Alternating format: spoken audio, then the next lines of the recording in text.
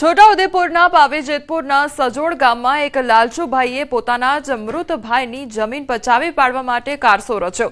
મૃતક બલાભાઈ રાઠવાના ભાઈ સબુરભાઈએ જમીનની લાલચમાં માનવતા નેવે મૂકી દીધી તો નકલી પેઢીનામું, ખોટા સાક્ષીઓ અને તલાટીની બોગસ સહી સિક્કાનો ઉપયોગ કરી જમીન પોતાના નામે કરાવી લીધી। હદ તો ત્યારે થઈ જ્યારે વારસામાં જમીન મેળવવા માટે મૃત ભાઈને અપરિણીત જાહેર કરી દીધા, જ્યારે હકીકતમાં તેમની પત્ની અને પુત્ર હયાત છે।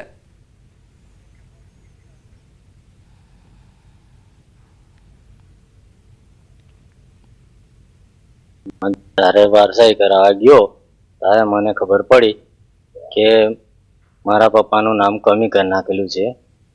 તો મેં એમ કીધું કે કેવી રીતનું થયું એમ, તે કે તમારી વારસાઈ થઈ ગઈ છે। મેં કીધું વારસાઈ તો મેં કરાવી નથી, તો વારસાઈ થઈ કઈ રીતની?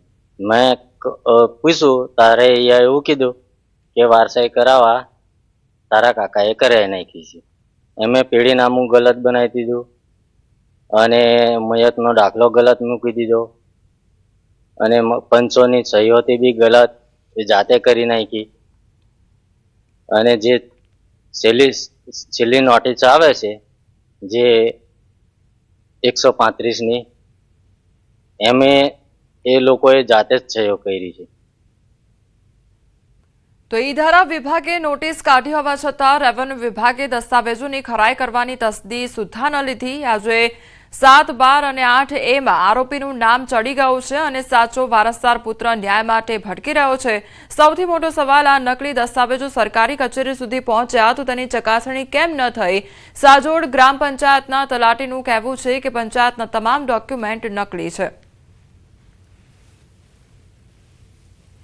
સદર બાબતે જે પેઢીનામું છે તે મામલતદાર કચેરીએ રેવન્યુ તલાટીશ્રી પાસે જે અમે ચકાસ્યું તે બાબતે માલુમ પડે છે કે અંદર જે પેઢીનામું છે એ ગ્રામ પંચાયત કચેરીથી ઇસ્યુ કરેલું નથી, એનો જાવક નંબર પણ નથી અને જે પેઢીનામામાં સહી સિક્કાનો યુઝ થયો છે, જે સિક્કા અને સહી, તે અમારી નથી।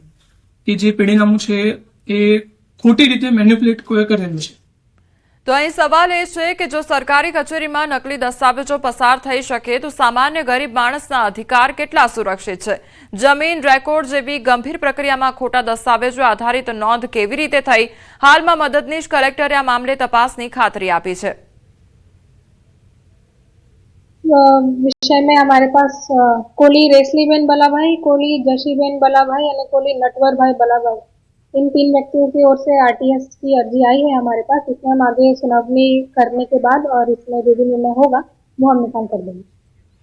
તો અમારી સાથે હાલ સંવાદદાતા સહેજબ જોડાઈ ગયા છે। સહેજબ, જમીન કૌભાંડનો મામલો સામે આવ્યો છે, જેમાં ભાઈ દ્વારા જ કૌભાંડ આચરવામાં આવ્યું છે, શું અપડેટ મળી રહ્યું છે આખી ઘટનામાં?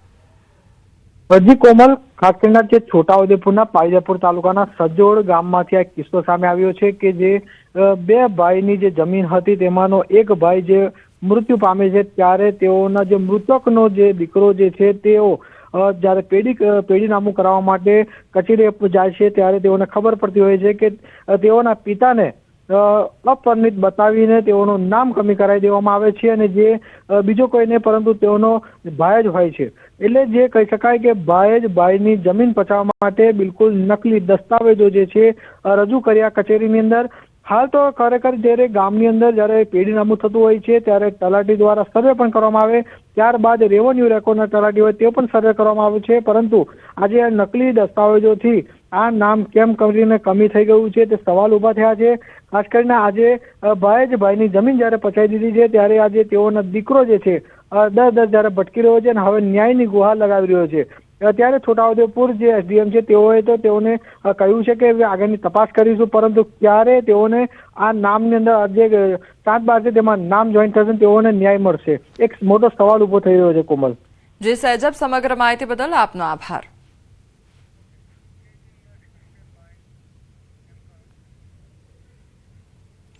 અમદાવાદ બાદ હવે આણંદમાં લાગ્યા છે આશારામના પોસ્ટર। તો મહેન્દ્ર શાહ ચોકડી પર લગાવવામાં આવ્યા છે વિવાદાસ્પદ બોર્ડ।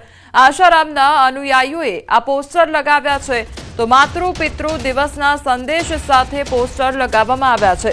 14 ફેબ્રુઆરીએ ઉજવણી કરવા અંગેના પોસ્ટર લગાવવામાં આવ્યા છે। તો ઉજવણી માટે સંપર્ક કરવા માટે ફોન નંબર પણ આપ્યો છે। છબી સુધારવાનો પ્રયાસ કે પછી નવા વિવાદની શરૂઆત તેને લઈને અનેક સવાલ ઉદ્ભવી રહ્યા છે।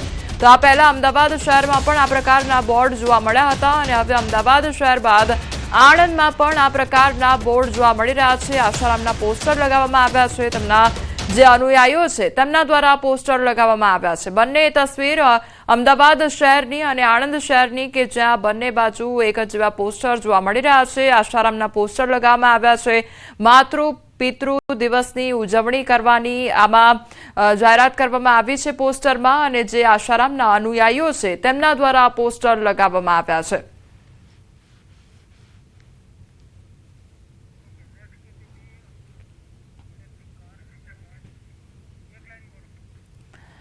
તો અમદાવાદ તેમજ આણંદની આ તસવીરો સામે આવી છે કે જ્યાં આશારામના પોસ્ટર લગાવવામાં આવ્યા છે, જેને લઈને વિવાદ સર્જાયો છે। ત્યારે અનુયાયીઓ દ્વારા જે પોસ્ટર છે તે લગાવવામાં આવ્યા છે। તો આણંદમાં પણ આશારામના પોસ્ટર લાગ્યા। મહેન્દ્ર શાહ ચોકડી પરના દ્રશ્યો કે જ્યાં આ પોસ્ટર લગાવવામાં આવ્યા છે।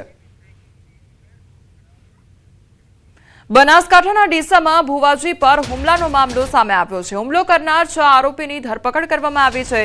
લવ મેરેજની અદાવતમાં હુમલો કરવામાં આવ્યો હતો। શિહોરીના દેવા રબારી પર હુમલો કરવામાં આવ્યો હતો, ત્યારે તમામ આરોપીઓને ઘટના સ્થળે લઈ જવામાં આવ્યા છે। પોલીસ આરોપીઓને કોર્ટમાં રજૂ કરી હવે રિમાન્ડ પણ મેળવશે।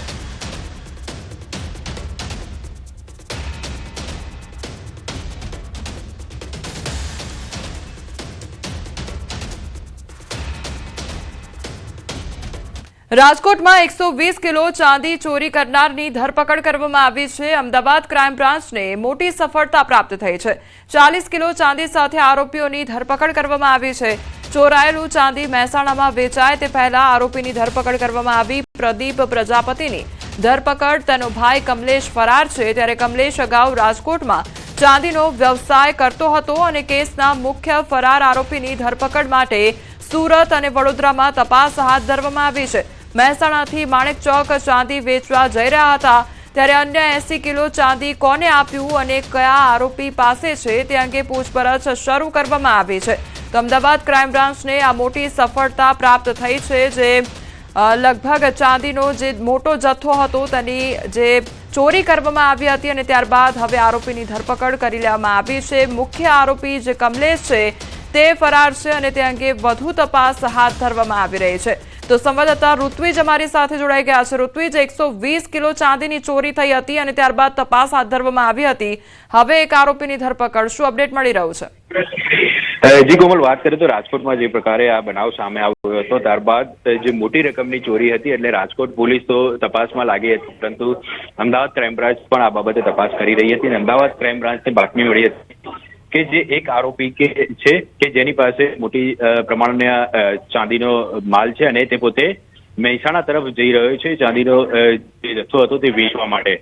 એટલે એ બાતમીના આધારે અમદાવાદ ક્રાઇમ બ્રાન્ચે વોચ ગોઠવી હતી અને આરોપીની ધરપકડ કરી છે, જેની પાસેથી 40 કિલો ચાંદીનો જથ્થો જપ્ત કર્યો છે। જ્યારે અન્ય એક આરોપી છે તે ફરાર છે અને તેને પકડવા માટે પણ અમદાવાદ ક્રાઇમ બ્રાન્ચની ટીમ દ્વારા તપાસ શરૂ કરવામાં આવી છે। વડોદરા અને રાજકોટની અંદર હાલ પોલીસ તપાસ કરી રહી છે।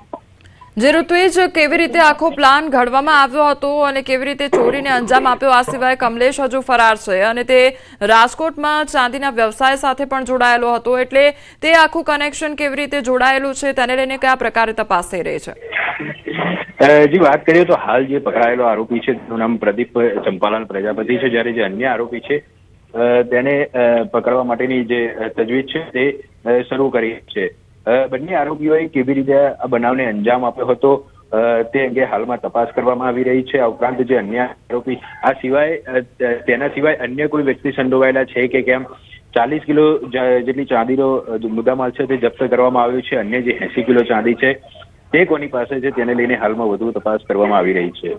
જે ઋત્વિજ, સમગ્ર માહિતી બદલ આપનો આભાર। તો અમદાવાદ ક્રાઇમ બ્રાન્ચને આ મોટી સફળતા પ્રાપ્ત થઈ છે, જેમાં અત્યારની વાત કરવામાં આવે તો અત્યારે લગભગ 40 કિલો જેટલો જે ચાંદીનો જથ્થો છે તે જપ્ત કરવામાં આવ્યો છે। એક આરોપીની ધરપકડ કરાઈ છે। અમદાવાદમાં ચોરીની ઘટના સીસીટીવી કેમેરામાં કેદ થઈ છે। સાઉથ બોપલમાં કારમાંથી ચોરીની ઘટના થઈ અને 2 અજાણ્યા લોકોએ કારમાંથી બેગની ચોરી કરી દીધી। ગણતરીની મિનિટોમાં કારના કાચ તોડી ચોરીને અંજામ આપવામાં આવ્યો।